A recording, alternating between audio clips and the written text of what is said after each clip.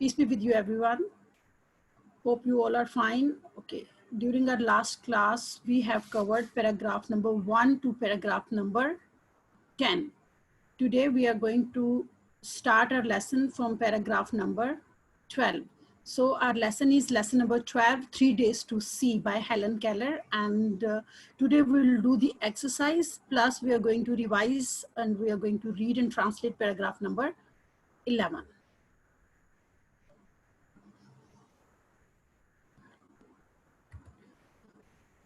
Okay, you can see on the screen, and I'm going to read it for you as well. If I were the president of a university, I should establish a compulsory course in how to use your eyes. The professor would try to show his pupils how they could add joy to their lives by really seeing what passes unnoticed before them. He would try to awaken their dormant and sluggish faculties. Fine. I'm going to translate it for you now.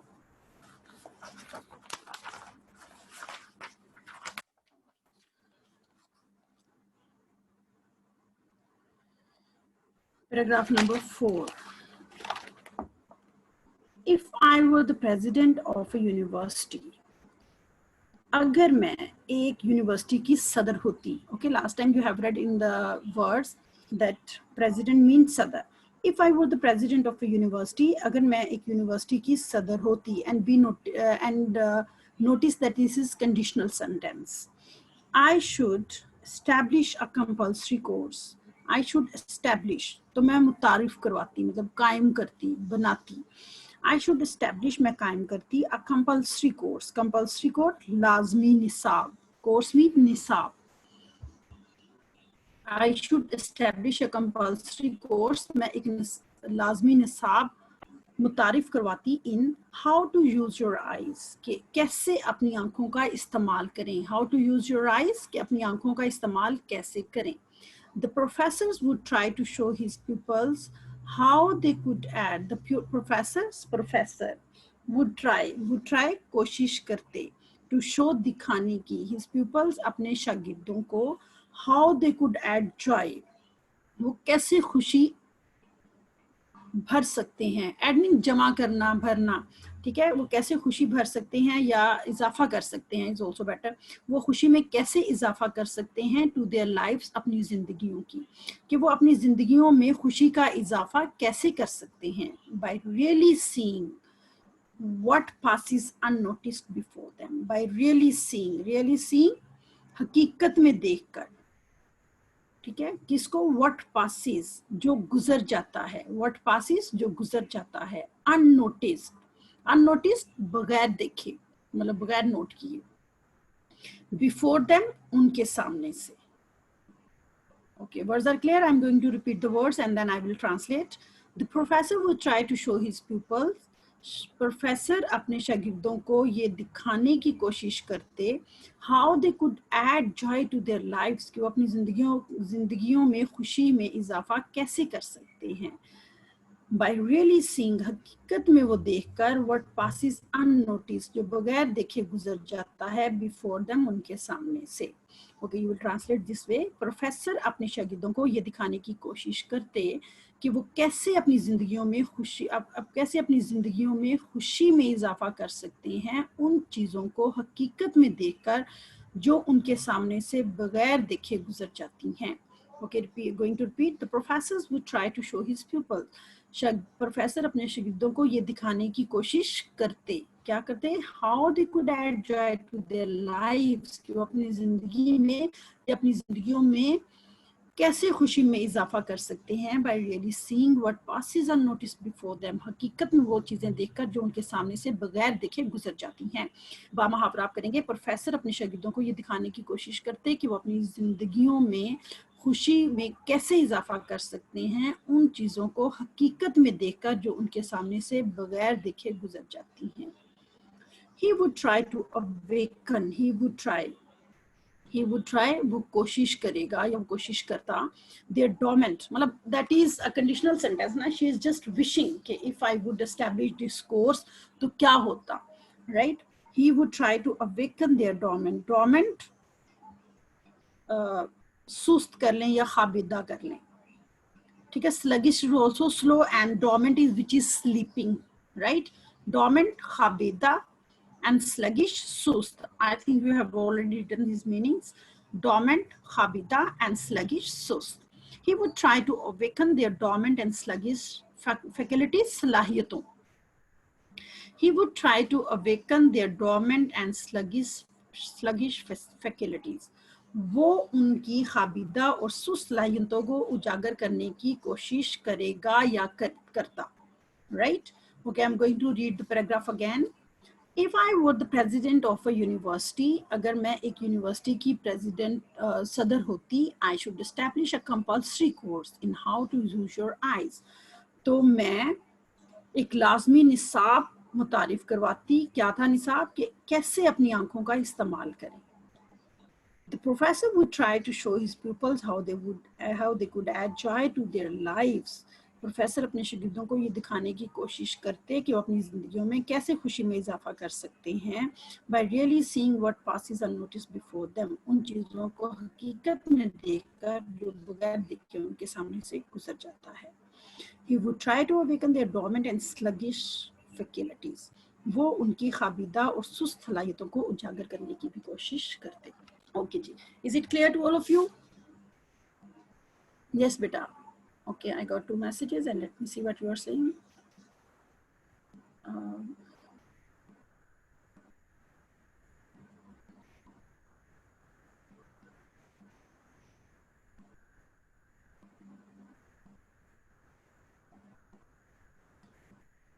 Okay, someone asked sluggish. Sluggish means sust.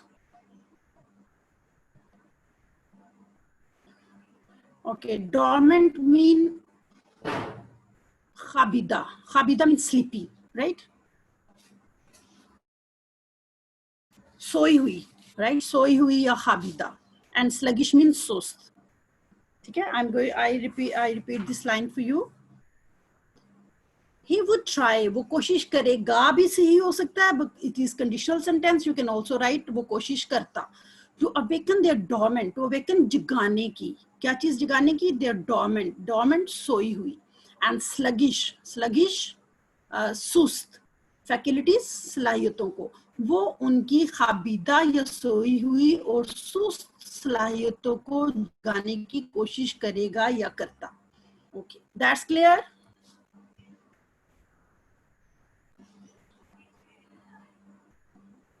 Okay.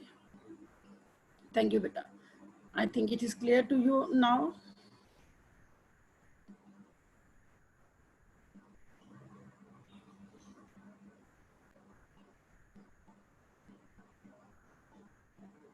Okay, all is clear. Good. Now, next question is comprehension, right? In comprehension, there are many questions. First of all, you will discuss with me, and then we are going to see every question one by one. Okay. Who was Helen Keller? Who was Helen Keller? If you will raise your hand up, I will allow you to answer me.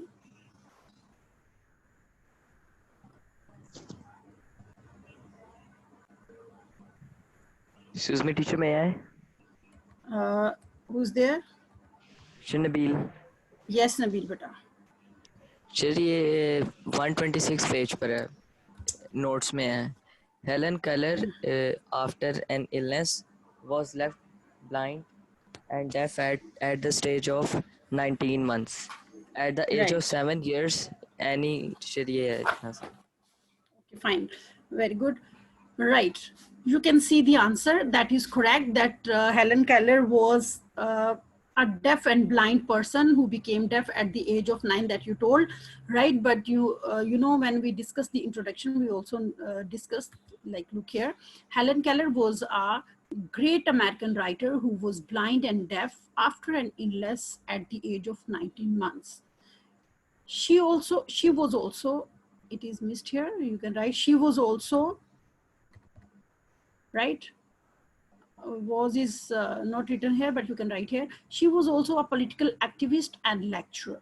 She was the first blind and deaf graduate. It's a short introduction, very short introduction. Who was Helen Keller? As these are short question answers, so whatever you know, you can write in 2 and 3 lines, right? It is in your book as well. It is in your notes as well. Helen Keller was an American writer, or he was a great writer who was blind and deaf after an illness at the age of 19 months, right? That when we discussed the introduction of Helen Keller in the first lesson, that we discussed also that she was a political activist and lecturer. She was the first blind and deaf graduate as well, right? It's clear? If it is clear, you can give me thumbs up. Okay, good. It is clear to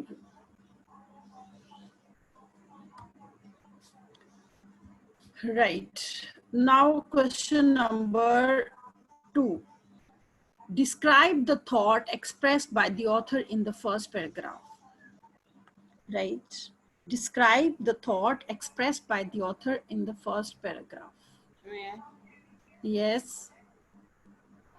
The thought expressed in the first paragraph is that we should live each day as if we should die tomorrow.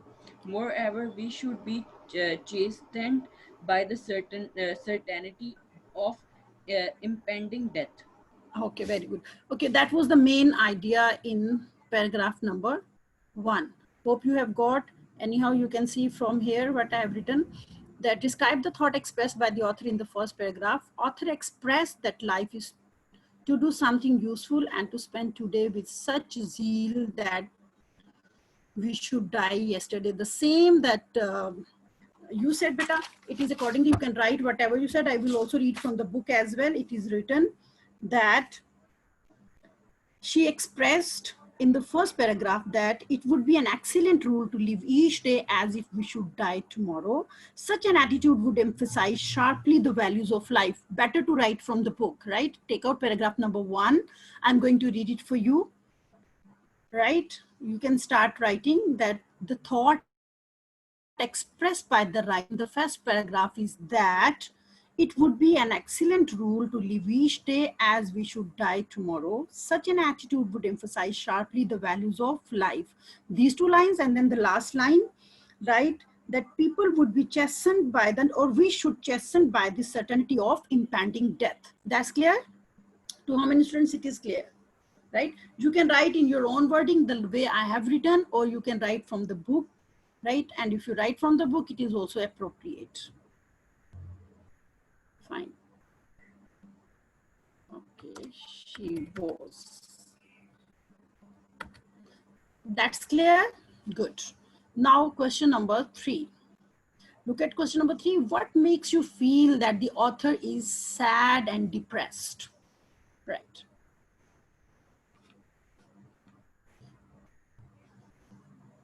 What made you feel that author is sad and depressed? Teacher, may I? Yes, beta, please. She is sad and depressed at the fact that seeing people see little. Very good. Okay. I also show what I have written. She's sad and depressed of the fact that seeing people see little. And I've told you that was the main theme of his essay as well. Very good. Okay, now question number 4. How do you get an impression that Helen Keller was a great admirer of nature, right? Who will try?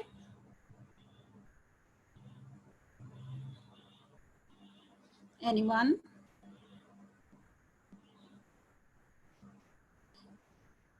Yes. Okay, I'll read it for you. Okay, look here. How do you get an impression that Helen Keller was a great admirer of nature? You can see the screen. Okay, Zaruk Salman. Yes, beta. Helen Zaruk? Keller, yes, teacher. Yes, beta, carry on. Helen Keller would like to feel delicate, smoothly the texture of a flower, cool water of a stream, and the other objects of nature present all around her. Therefore, we get the impression that she was a great admirer of nature. Very good, right? If you could read out the paragraph, which was the paragraph number? You read from paragraph number? Yes, Daruch? Okay. You can see on the screen her expression about weather, smooth branches of trees, and especially her texture desire, her extreme desire to see the scene of sunrise, all shows that Helen Keller was a great admirer of nature. Right? I have just summarized it. You can write by any means. Yes, Zaruk, you want to say something? No, teacher. Okay, fine. Right. How do you get an impression that Helen Keller was a great admirer of nature? You know, in different passages, you have seen that she was doing different activities with nature, right? What she was doing, that she was feeling the weather, she was touching the branches, she was trying to listen the sound of the bird. Now she has got the desire how the sun appears and how the night changes into day. Remember all these things? So in nutshell, you can describe that all these things show that she was a great admirer of nature, though she never saw the nature, but she was feeling all this, right? So you can write it from the screen as well. Her expression about weather, smooth branches of trees, and especially her extreme desire to see the scene of sunrise all shows that Helen Keller was a great admirer of nature. Okay, hope it is clear. Okay, it is clear, good. Okay, now next question, question number 5. People who are deprived of sight are not devoid of imagination. Discuss it referring to the text. Okay, the question is people who are deprived of sight, the people who cannot see, who don't have sight, ठीक है, जो blind हैं, are not devoid of imagination. This is a quotation, this is a statement. They are not devoid of imagination. It's not like that they don't have imagination. We people who can see the things and we imagine many things, right? So do you think that the people who don't have eyes, who are deprived of sight, are also devoid of imagination? Devoid of imagination mean they don't have imagination. So what do you think?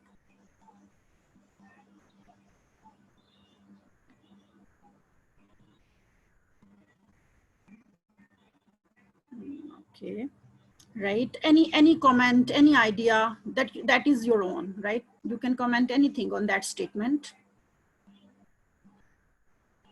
I think that they imagine by using their feels when they touch anything, then they realize that how it is and they feel better than us. We just see and pass by. They even notice small things by touching them and imagine how they would look and their color and structure and stuff. Very good, right? Excellent answer. Like we can see the things, we take it as a granted, right? But the people who cannot see, they really feel it and feel it with depth, so they can imagine better than us. Thank you, Beta. Fahad, I think, raised his hand. Do you want to say something? Okay, should I show the answer that I have written? Okay, you can see Helen Keller was deprived of sight, but it is obvious, not with, but it is obvious that she was not devoid of imagination, right?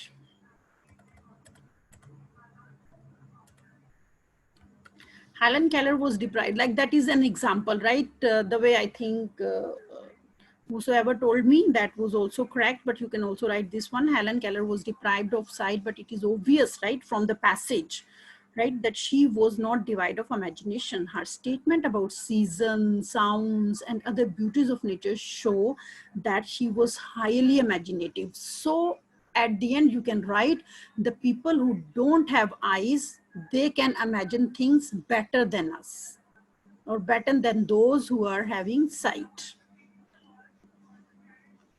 That's clear? If it is clear, give me thumbs up.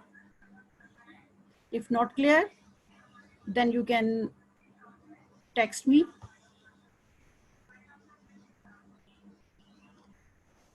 Okay, thank you, but it is clear to all of you. Very good. Okay, now we're going to discuss next question, that is question number 6. Question number 6. Question number 6. To me, the pageant of seasons is unending trauma.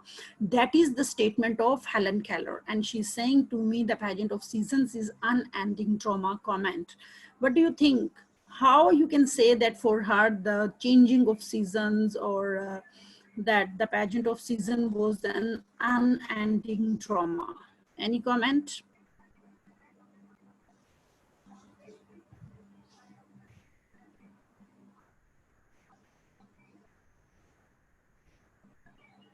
Okay, I'll show you the answer.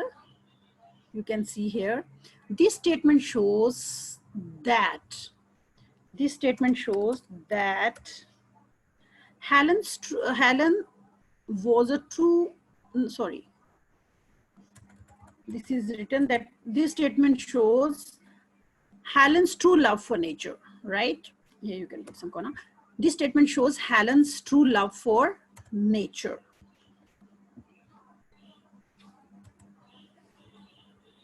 To her, nature is a great source of pleasure. Right, now it is correct. This statement shows Helen's true love for nature. To her, nature is a great source of pleasure which satisfies her aesthetic sense. She feels delighted when she touches different objects of nature. She can feel the changing of seasons through her fingers. She calls this activity as an unending trauma, or she calls this activity as an unending trauma. That's clear? Any comment, or if you want to add something in that? Yes, I'm going to read it again for you. You have to comment. You can comment whatever you feel like, right? I just gave you an example that this way you can write. This statement shows Helen's true love for nature. To her, nature is a great source of pleasure which satisfies her aesthetic sense. She feels delighted when she touches different objects of nature. She can feel the changing of seasons through her fingers. She calls this activity as an unending trauma, or she calls this activity as a thrilling and unending trauma. Okay, that's clear to you? Give me thumb up if it is clear to you. Okay, good. Clear to all of you. Teacher, please speak a little bit louder. Okay, fine. All right. My voice is visible, audible to you now? Okay, good. All right. Okay, I'm going to show you all the questions again, right? Quickly, we're going to have a look on these questions. If you have missed any point, you can write it again. Who was Helen Keller? We discussed. Helen Keller was a great American writer who was blind and deaf after an illness at the age of 19 months. She was also political. She was also a political activist and lecturer. She was the first blind and deaf graduate. You can write this one. You can write from the notes. Notes mean the ending notes at the end of your text, right? In your textbook. Number 2, describe the thought expressed by the author in the first paragraph, right? I have written author expressed that life is to do something useful and to spend today with such zeal that we should die yesterday. Not we should die tomorrow. It is written a bit wrong, right? Or better, you can write from the first paragraph. Right, no, it is correct.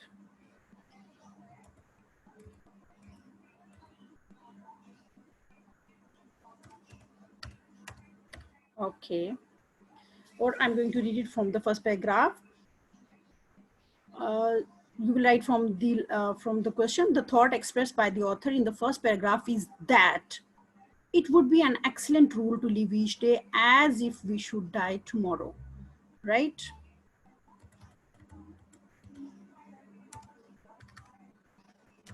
As we have to die tomorrow. Such an attitude would emphasize sharply the values of life, and then you will add the ending line that we should chastened by the certainty of impending death. Okay, it's clear, right?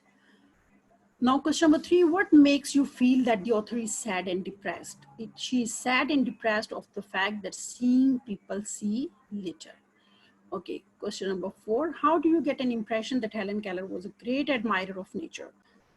Her expression about weather, smooth branches of trees, and especially her extreme desire to see the scene of sunrise all shows that Helen Keller was a great admirer of nature. You can write this one, you can write from the book as well, few examples. Okay, question number 5. People who are deprived of sight, not deprived of imagination, discuss referring to the text. Okay, referring to the text, that means you have to give the example of Helen Keller. Helen Keller was deprived of sight, but it is obvious that she was not deprived of imagination. Her statements about seasons, sounds, and other beauties of nature show that she was highly imaginative.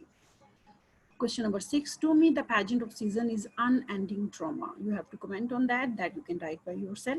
This statement shows Helen's true love for nature. To her, nature is a great source of pleasure which satisfies her aesthetic sense.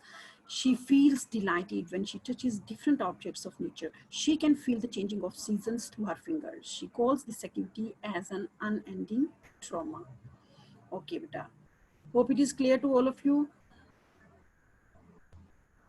Okay, if it is clear, give me thumbs up, or I'll see your comments. Okay, to all of you, it is clear. Very good. Now we are going to move to our next question and see what is the next question. Okay, do you have this question in your books? Read the life history of Helen Keller. Okay, it is in your book. Fine. I'm going to read this paragraph for you, and what you have to do, you have to just put it in chronological order. Okay, right? What is chronological order? Chronological orders mean you have to put all these events the way it happens, right, in a sequence.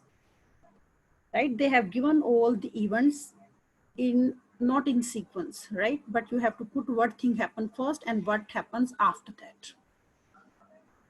Okay, I'm going to read from the screen. Helen Adam Keller was born on June 27, 1880. In Tuscumbia, Alabama, the USA. This is a place in USA. Keller was not born blind and deaf. It was not until she was 19 months old that she contracted an illness. In March 1887, Anne Sullivan, she was the teacher of Helen Keller, began to teach Helen to communicate by spelling words into her hand. Starting in May 1888, Helen attended the Perkins School for the Blind. In 1894, Helen Keller moved to New York to attend the Wright Humanism School for the Deaf. In 1896, she returned to Massachusetts, that is the name of a place, Massachusetts, and Keller entered the Cambridge School for Young Ladies. Before gaining admittance in 1900, the Radcliffe College. In 1904, at the age of 24, Keller graduated from Radcliffe, becoming the first deaf and blind person to earn a Bachelor of Arts degree. Keller wrote The World I Live in 1908, giving readers an insight into how she felt about the world. Out of the Dark, a series of essays on socialism was published in 1930. Her spiritual autobiography, My Religion, was published in 1927. Keller suffered a series of strokes in 1961 and spent the last days of her life at her home. On September 14, 1964, President Lyndon B. Johnson awarded her the Presidential Medal of Freedom. In 1965, she was elected to the National Women's Hall of Fame at the New York World's Fair. Keller died in her sleep on June 1st, 1968 at her home. Okay, that was all about her autobiography, and you have to put all her life events into sequence. That's very easy. I think you can do it. What happened first? She was born, and what happened after that, and what happened after that. You have to put according to her years, right? I got an answer, you can see that, but you can write only in the sequence the way they have given. You are not supposed to write the paragraphs. Okay, please mute your mic if someone has opened it. Okay, born and early education. In 88, in 1880 to 1896, it will come born and early education. Then 1896 to 1900, her higher studies. Then 1908 to 1927 as a writer, right? Suffered a series of strokes, 1961, right? And are you getting? Right, you can highlight these headings, and under that every paragraph will come. What happened in 1880 to 1896, then what happened during her higher studies, and then as a writer what did she do, then like what happened, then she was having a series of strokes. Okay, then in 1964, what happened? She got the award, presidential award.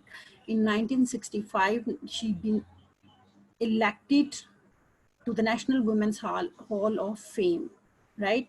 And death, what happened in June 1st, 1968, she was died in her sleep, right? All has written, you have to just arrange according to her chronological order.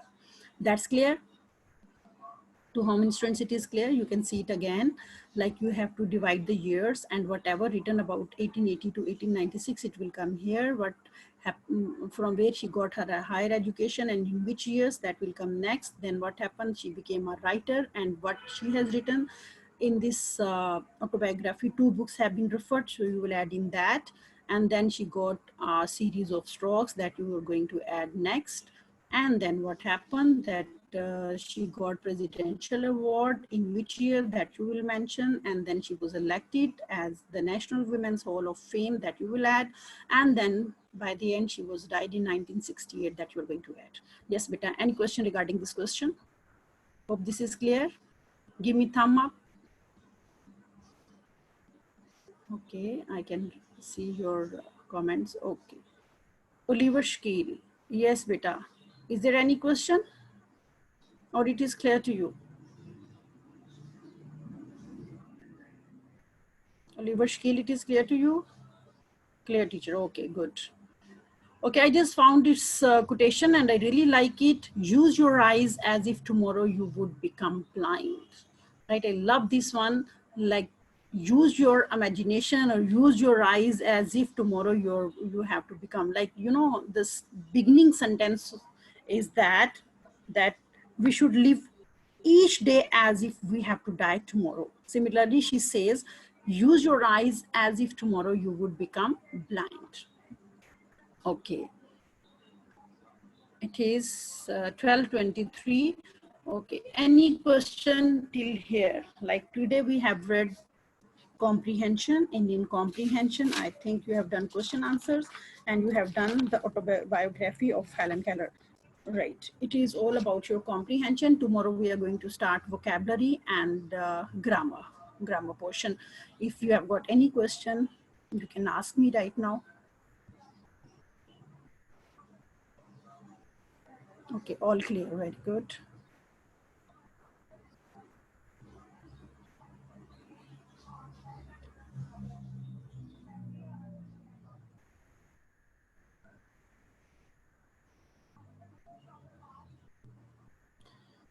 Okay, you have to you have to write the question answer in your copies so that you will have compile notes and try to learn it as well, and revise the whole lesson. If you come across any difficulty, we are going to do it tomorrow.